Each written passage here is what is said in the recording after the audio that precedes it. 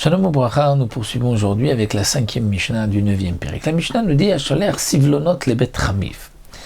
Quelqu'un qui envoie Sivlonot, c'est-à-dire des cadeaux, les bet Chamiv à la maison de son beau-père. À l'époque, comme nous l'avons déjà vu dans beaucoup de Mishnayot, les Kiddushin et les Nisuim se faisaient en deux temps, c'est-à-dire les Irousim, les fiançailles de l'époque, c'était les Kiddushin, lorsque le Khatan donne la bague et dit Ariat Mekudeh Shetli. À partir de ce moment-là, c'est sa femme, mais il ne vit pas encore avec elle. Il se donne le temps de se préparer au mariage, mais c'est ce qu'on appelait là les fiançailles, mais avec Kiddushin. S'ils veulent se séparer, il faudra qu'ils donnent un guet. Et quelques mois plus tard, ils vont se marier sous la roupa.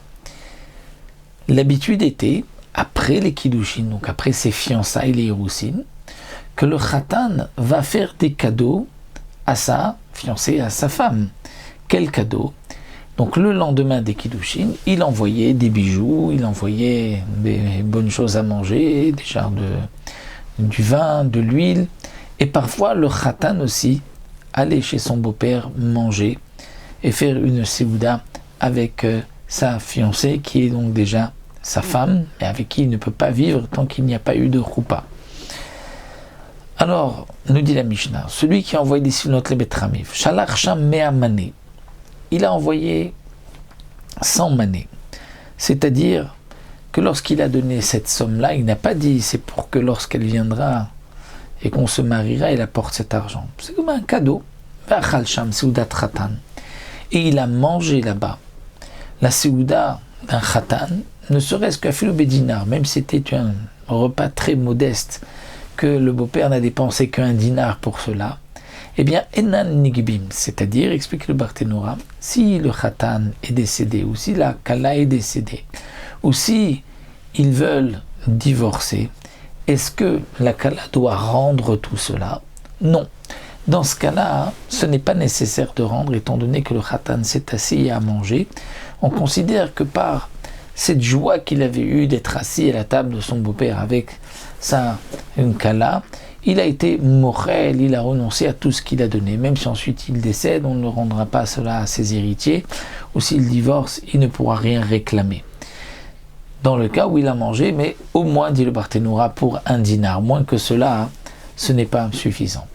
Maintenant, dans le cas où lo achal sham seudat Khatan, arilonik bim, s'il n'a pas mangé une seudat Khatan chez ses beaux-parents, là, dans ce cas-là, arilonik bim, c'est-à-dire qu'il pourra réclamer cet argent, il pourra dire je n'ai voulu le donner que parce que je pensais qu'on allait se marier, maintenant que le mariage s'est cassé, il faut donc tout lui rembourser.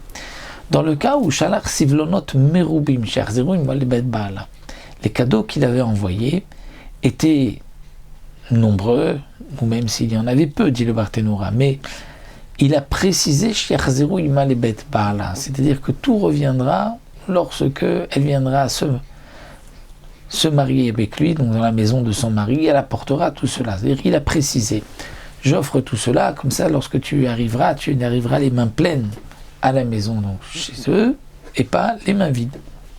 Et bien dans ce cas-là, Rilou Nigbin, si le mariage s'est cassé, qui est brisé, qu'ils ne veulent plus se marier, ou si l'un des deux est décédé, eh bien on peut réclamer cela.